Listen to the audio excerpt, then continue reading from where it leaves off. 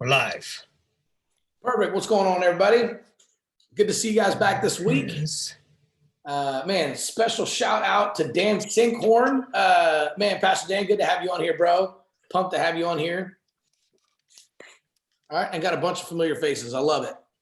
All right, so here's what we're gonna do is, man, just from the beginning, let's dive in and kind of open it up for questions. When Coach Aaron gets on here, he's got some kind of cool stuff to share. Oh, it looks like he's on here right now. All right, let's see. Do we have any questions before we get started? And then I'll turn it over to Aaron. And again, like always, you guys can unmute yourself, ask a question, or you can put it in the chat. Pastor Josh, you got a question? Yes, sir. So I did a rebroadcast last week to all my contacts, and I noticed they had to turn something on called the ONT or one-time message on our Facebook page. Is that something that we should only use the one time to go back months to hit everybody up, or do we only use that sporadically? Yeah, so, man, it's kind of weird. Facebook keeps making some different changes, right? And so that whole one-time thing, like the weird thing is that some churches, it's making you sign up for that thing in order to send it out. Some people, it's not. So I would say, basically, the way they're creating that is like, okay, you sign up for the one-time message, and it's saying that at least once you can reach out to people like untagged outside of the 24-hour window, right? So before the March 4th changes, they had something inside of ManyChat where you could just follow up with people, and you could literally just call it follow-up, right? And it could be promotional. Again, all the changes they're making is to keep spammy businesses from doing that stuff, right? So we're just trying to figure out how to navigate all that because we're not doing that. And I think that's the reason behind all of it. So that whole idea was basically saying like, okay, inside the 24-hour window, you can talk to them as much as you want to. And then outside the 24-hour window, we're going to allow you to contact them at least once and kind of pitch and be promotional and try to sell them something, but just once, right? Then if they engage with it and interact with it, that's fine. And if not, you can't contact them again. So again, it's not really what we're doing things for. So it's kind of a weird deal. But yeah, so I would use that just to stay on the safe side, right? And then especially if people are interacting with you, that's going to help. One of the things that I would recommend is just always adding, hey, if you want to stop receiving messages from us, just type unsubscribe, right? That way you're going to stay Facebook compliant, and every single person that way, instead of them like reporting you as spam, they'll just unsubscribe, and then you don't have to worry about it. So that'll kind of help keep you safe. But yeah, it's a good idea to use that, but then I think the rest of them have to be tagged. And what Facebook's saying now is like, hey, if you send out a broadcast or something like that with the wrong tag, then your page could be suspended.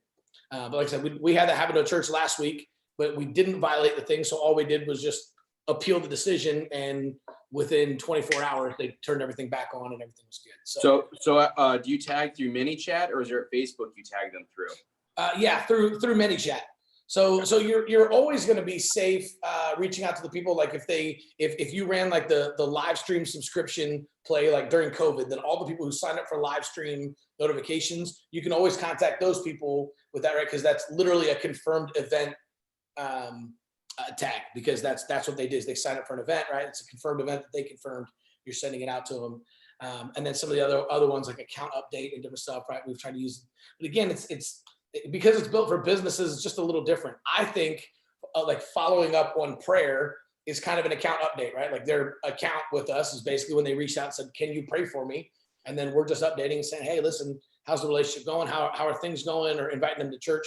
Because again, we're not selling stuff, which is what they created all these hoops to jump through. They created it to stop people selling and that kind of stuff, which we're not doing, right? So, but yeah, those tags are inside ManyChat. When you actually pick a broadcast, you have to pick what type of tag it's going to be and that kind of stuff. And it's in there, whether you're creating a flow or a broadcast, the tag is actually in there inside of ManyChat, and you just choose which one it is. I usually use, if it's for plan your visit, I use confirmed event update. And if it's like if it's just something like an invite to church, or just, hey, just checking in to see that we prayed for you a little while back, how's everything going, I use account update for that one.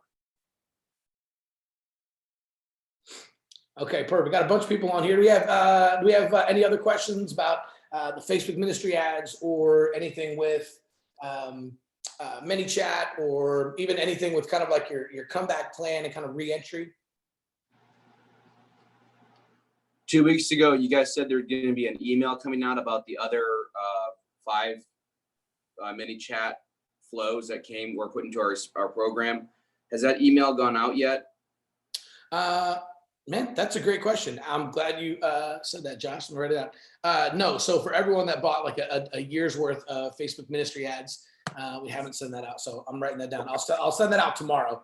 And yep, I actually wrote the email and actually never sent it. So yep, I'll send it out tomorrow, Josh. Thanks for reminding me, bro.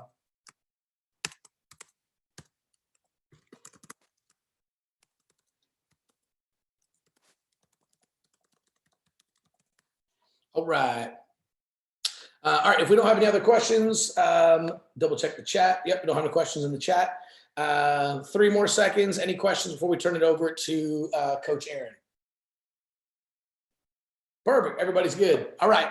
If you guys have questions, then we'll open it up for some Q&A after Aaron's done as well. So Aaron, you and I were on a Zoom here earlier, about an hour and a half ago, and you were sharing some stuff about culture that I really like, and I actually took some notes myself. So, man, would you mind just kind of sharing with everybody kind of what you're talking about language and about creating culture, kind of how that works, and some of the stuff you guys do in your church? Yeah, for sure. Hopefully this adds value to you guys. One of the things that we were talking about is how do we create culture? I mean, one of the things that we're responsible for as pastors is painting a preferred vision of the future for our teams and for our church and whatnot. And so one of the things we said was language creates culture.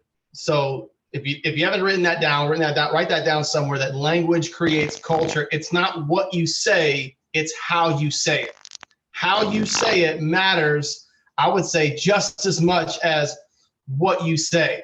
It's no different than when you read a different translation of the Bible and you're like, oh, wow, I got a lot out of that because it highlighted this certain point. You know, if you're reading a paraphrase like the Message or the Passion Translation or whatever. I was reading a verse just today out of the Passion Translation, and man, it really spoke to me. And I was like, man, I love the way that it was worded. I like how they said it. And it really got me to thinking about more so about how to create culture. Obviously, even within our prayer ads, as we pray for people, one thing that I always pray for people is I always add 2 things. The first thing is I ask God for hope and healing. So I said, God, I ask you to give them hope for the tomorrow and healing from their yesterday. And why I pray that and say that exact phrase is because I'm giving them a preferred hope for the future while also dealing with their yesterday. Because what I know as a pastor, it's so hard to reach your purpose if you're still hanging on to your pain. So if you're hanging on to your pain, people are going to pass you by. So I always pray for hope and healing. And then every time that I'm also praying for people, I'm always praying that they take one step closer to God. I add that to every prayer, no matter what I'm praying for, no matter what, no matter what instance they have. I'm always praying about what they're saying, excuse me. I'm always praying about what their preferred future is. So I'm always asking God, I ask you to help them. If it's their family, if it's just for them, take one step closer to you. And I usually say something like, God, you know what that is. But I asked you, God, that you would help them take one step closer to you. And I might add, if I feel in my spirit, if I feel in my heart, whether that's going to church, God, whether that's getting connected in a small group, I ask you, God, that you would help them get connected to a faith community, that they can grow. And so I'm always leading them within the prayers to a preferred destination in the future. So I'm trying to put a seed of faith, and I'm trying to help them be aware of their spiritual condition of, you know what, now I'm aware of my spiritual condition. And man, now where I'm at is not just a result of what I need, but it's a result of a place where I've actually led to. Like, I've tried it my way, and my way sucks. Like, I haven't gotten where I needed to be. So now we've given them an out to, hey, listen, come plan a church, or watch online service if that's what you guys are at. And then if it watch that, it's kind of engagement, get them connected to a Facebook, whatever, and whatnot. But is lead people to a destination. You're not just praying. You can't look at prayer as an event of sight. It has happened. It's something that is happening, right? So it's something that you're in towards And you're creating a language that will create the culture of leading people to follow Jesus and get assimilated in your church. And so that the whole idea of creating that culture could be through your teams, through giving, through so many different types of aspects. It's not just what you say, it's actually how you say it. I'll give you another example for our teams. We have a rally before our church meeting we're not meeting yet, we're still online, but this is pre-COVID, and we'll start this again when we start physically gathering.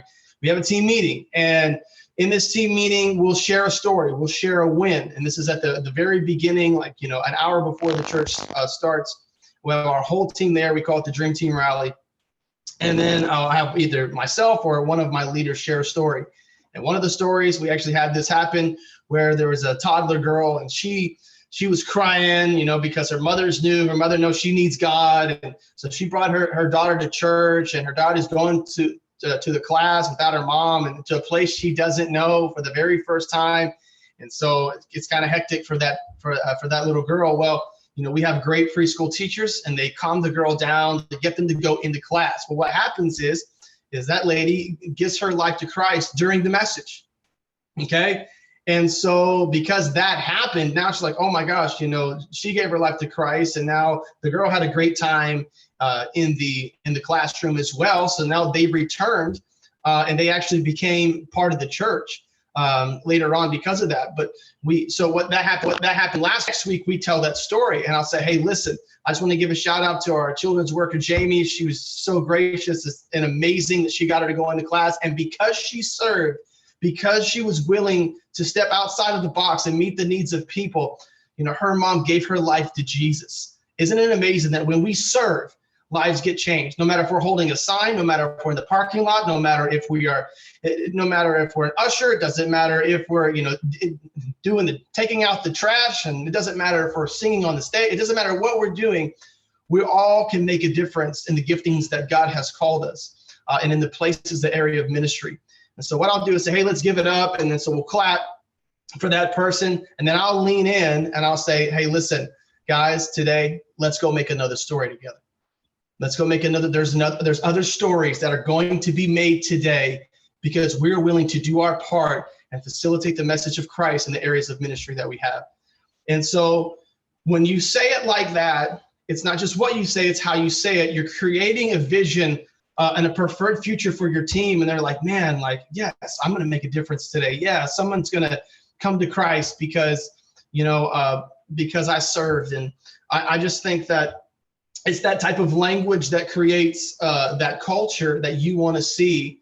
So again, it's not just what you say, it's how you say it. So that's just a couple of thoughts. And today on doing that, but just remember, people respond to vision, not need. So don't, when you have the tendency to feel frustrated, ask God for the vision to come alive in your, because we see the needs, right? We carry the needs, we're responsible for the needs, but we can't just meet through need. We got to meet. God, help me to say what you want me to say, and it fires and it encourages, and that'll bring hope and healing to others. So that's what I got. Chris, back to you, bro. Love it, bro. Thanks for sharing, Aaron. I love that. And I even put that in the chat. Language creates culture. It's not what you say, it's how you say it. I think that's huge. And just to kind of echo some of that stuff, like that's what we've seen at our church as well, as right. Like no one ever gives to need, they always give to vision. So when you present the vision and then invite people to become a part of it by giving or volunteering and become a part of their time, whatever it is, it's always vision. My brother-in-law, when he first took over our youth group, it was when we split, like church was growing, and we decided to kind of split the youth group into middle school and high school, except that till that point, everyone was meeting together. And he literally from scratch started building, because all of the youth leaders stayed in high school, and he had to build a brand new JV team for 6th, 7th, and 8th graders from scratch, which is not easy because nobody wants to work with middle school kids. And literally all he did was just start casting the vision. He just said, listen, he said, the first time I was invited to smoke weed was when I was in middle school. Man, the first time that I had the opportunity to have sex with a girl was in middle school. man, the first time that the first time that I got drunk, I went to a party, was in middle school, and he literally just started laying out all the things. He's like, "How old were you when that happened? What if you could keep that from happening to some kids in the Tulsa area?" Right? And then people are like, "Holy crap, man! Yeah, like I'll be a JV youth leader." Right? It's like he just prevented the vision. Said, "I think we can stop kids from going to hell. I think we can stop kids from trying drugs and having premarital sex and making bad decisions and going down the wrong road, because this is the age, by the time they get to high school, they've already established those patterns. Middle school is where they choose right and wrong." Man, would you like to be a part? And just by casting that vision, he built up a massive youth leader team. And I mean, super talented people that wouldn't go volunteer in the high school, right? Because he cast vision. He didn't say, "Man, I need you. There's a ton of middle school kids here. There's such a big need," right? Like he cast vision and showed them why and got them hooked emotionally, right? Said, "Man, here's what's up." And then because he started talking, I started thinking like, oh crap, yeah, it was in middle school when all that stuff started happening, right? Like, man, there's a lot of kids who get hooked on pornography in middle school, right? By the time they get to high school, it's been an addiction for a couple of years. And so, like by casting that vision, he was able to build it up, and they were running, if you can believe it, consistently. I was leading worship at the time, so I can literally vouch for it. I was leading worship for the JV ministry. We had 500 or 600 sixth, seventh, and eighth graders coming out every single week. And we would have events. We had a skate competition one time, and had 916 kids showed up. I mean, it was insane, right? And so and these are only sixth, seventh, and eighth graders, right? It's not even like the high school kids. Of course, we were blowing the high school numbers out of the water, and it was crazy. But it all started with the leadership team, because he knew, I can't pastor 500 kids, right? So instead of trying to focus on building the youth team and building the kids, or excuse me, instead of trying to build the youth group and get as many kids in there, he built the youth team, and he spent all of his time, for the 10 or 12 years that he was running that ministry, he spent all of his time casting vision and engaging his leadership team and pouring into them. And as he built them up to 50 or 60 leaders, right, all of a sudden we had 500 or 600 youth kids, middle school kids coming out every single week. And it literally was just because he just kept casting vision. And that was, and people just kept buying into the vision, right? And then that momentum, it starts to snowball. And next thing you know, people are coming to him asking if they can be a part of the JV ministry, which, if you guys have ever tried to do middle school ministry, it's the hardest thing in the world to not only deal with the kids, because it's an interesting age, but also to try to recruit youth leaders. So, all right, we've got about 10 minutes left here. Let's just open it up if you guys have any more questions, again, about anything that's going on. I know we've got multiple churches who are switching back into in-person services right now. So if you guys have any questions about that, we've had a lot of churches we've been building out and still need to finish up building out this week. Both new churches that are coming on board, but also ones that were switching back from the live stream invites over to in-person services. So if you guys have any questions about any of that stuff, now is the time to do it, because man, we're at an interesting time. I just got an invitation for, if you guys have ever been to the First Impressions Conference, Greg Atkinson puts that on, and he runs the First Impressions Facebook group. There's a bunch of people in there. He's got great material, and I don't think he's really announced it yet, but it's like November 4th through the 6th. He asked me to do a session. But if you guys haven't, and I think he charges like $97 a ticket or something like that. But it's some pretty incredible speakers, like Nona Jones from Facebook, and Carrie Newhoff, and gosh, I had the website pulled up earlier because I was like, holy crap, this is awesome. Nelson Searcy. Anyway, so yeah, there's going to be a ton of great speakers. So if you guys are looking for something like VU Church is going to be speaking, Tom Rayner will be speaking, Rich Birch, David Fletcher. So anyway, mark your calendars on that because I think that's going to be a really, really cool deal here. So, all right, any questions before we end this sucker? Jerry, how's everything going in your world, man? Wait, let me. Oh yeah, we can hear you. What's up, man? Good now, right? Things are good. How are you guys? I have a question. How are you guys gonna? I asked Heather this yesterday. Invite to in-person services and to live stream. So what is that going to look like? Yeah. So what we've been doing is we've had all the ones we've been building out, it's been kind of the same thing. What we've done is we'll switch it back to the in-person. And then what we'll do is if they say no to plan your visit, then we'll say, okay, no problem. Right? Still take them through the exact same flow we normally do. And then we say, hey, by the way, we're having service this Sunday at 10 a.m. Would you like to come out so that we can pray for you in person? And they say, no, thanks. We'll just say, okay, no problem. Well, we're also live streaming the service. Here's the link if you want to check it out. So that way we can still invite them to the live stream as well. All right, sweet. Things are crazy here though. Are they really? What are you guys seeing out in your part of the country? Like people are afraid to come back. You know, we did our survey, we sent out surveys and was just interviewing people, and they're just nervous about coming back. So and then like half our church had coronavirus. So so some want to come back, you know, they're like, we're not sick, we can't get sick, you know. So it's a dance. That's all I can say. It's a dance. Yeah, because you guys are in New York, right? Correct. Yeah. But I'm Boston strong. So. Okay, that's what's up. Is that a Patriots jersey you're wearing? Yeah. Okay. I'm messed up, you know. What are you gonna do? You clearly just don't care. I'm sure the Jets and the Patriots love each other, so that's perfect. Man. Yeah, you just don't care. Yeah, not at all. My house is divided, you know. So my wife likes the Jets and the Yankees, and you know, so it's a mess here. But anyway.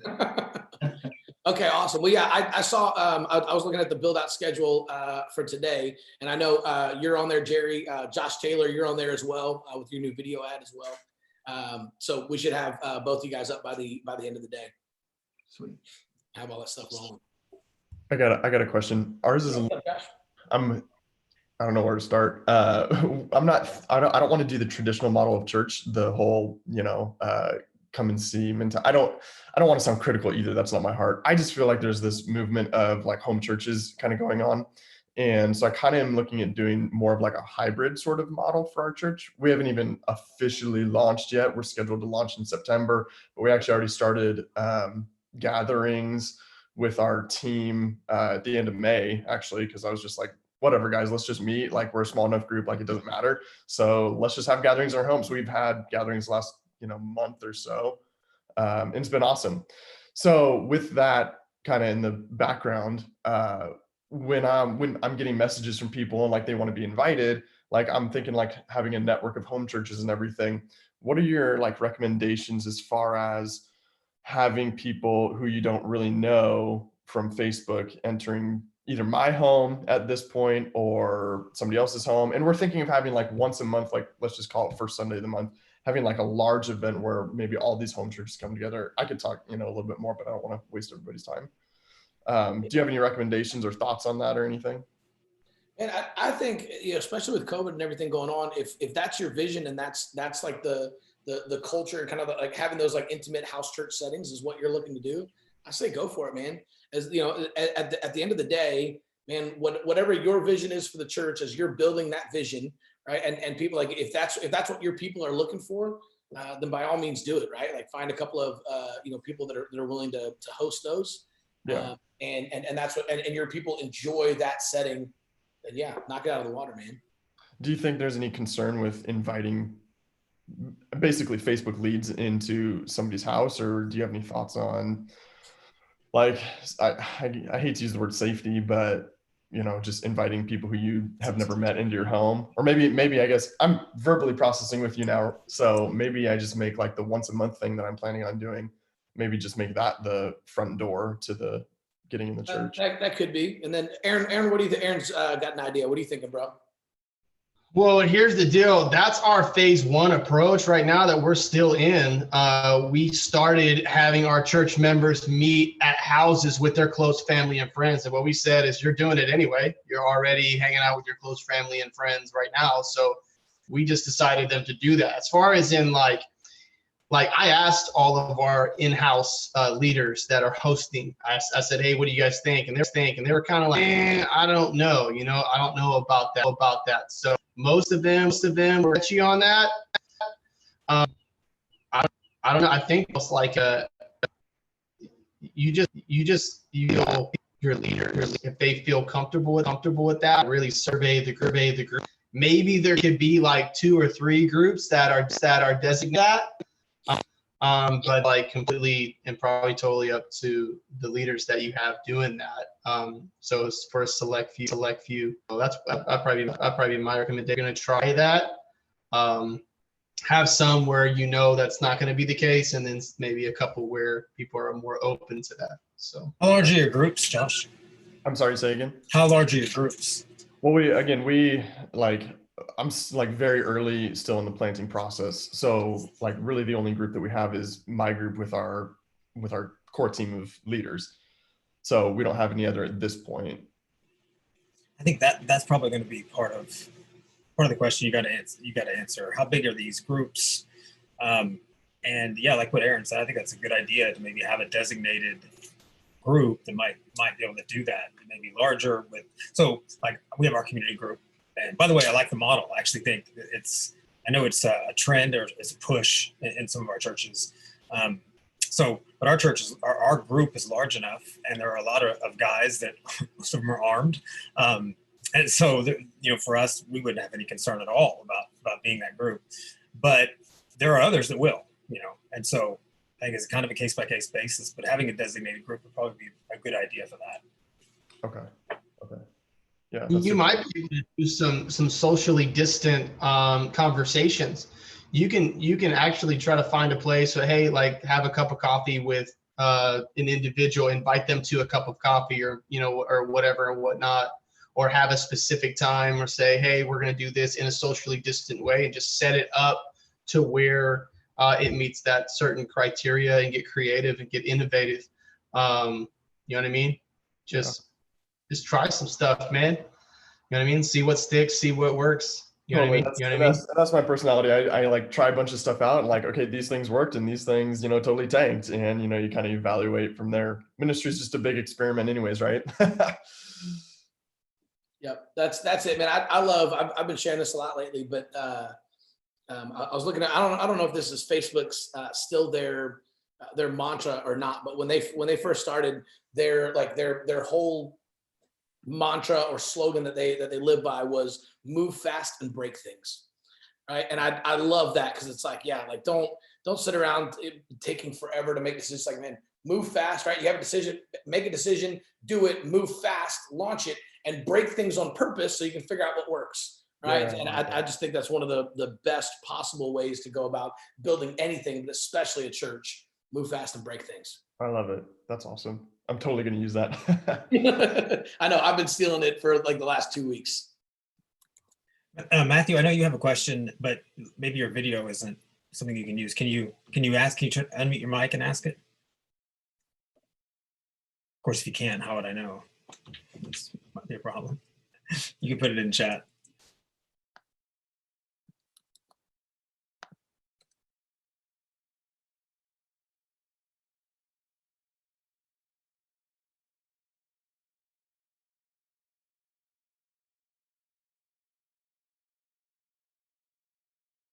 Josh, that's awesome. While we're waiting for Matthew to type in his question, can you share a little bit more of that? I just saw that in the chat. You said, man, we had 5 first-time visitors from Facebook and 3 other first times on Sundays.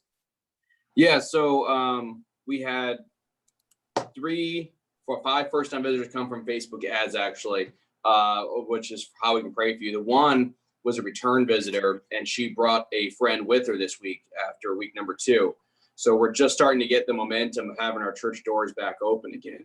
And then we had 3 other first-time visitors come back to church this last week. And none of them were just because it was Father's Day. They're actually just looking for churches. And it's good to get people coming back to the door and respond. You just felt like we lost so much momentum because of the COVID. And I was a new pastor here, so we're getting to that 2-year step where it's like, hey, we're really ready to push now. We've healed, we've invested, we've done some foundation work, we've restructured, and then COVID. And then when you're the pastor and you just convince your church to drop a couple $1,000s in Facebook ads, and like we're gonna, it's gonna minister to the community. The side effect might cause some church growth, and then all of a sudden just, so it was really, really good for the church as well as for the spirit of things, just to have the visitors come in. Good things, heard good things. They're commenting on Facebook posts now, like messaging the church a little bit more, talking and reaching out. So it didn't feel like they were just a pop-in visit, and that was good. But I got to pray for myself because now I'm getting snarky on Facebook, and I didn't mean to, but someone's like, hey, I need food, pray for me. And I'm like, great, I'll pray for you. Have you reached out to this fund and this shelter and this place? And I'm like, I'm giving like the list of things. They're like, oh, can I help utilities? Like, that's great. Our governor just released $90 million to help people out with utilities. So I'm like, I'm just getting a little savage. So pray. Josh, your snarky is my compassionate.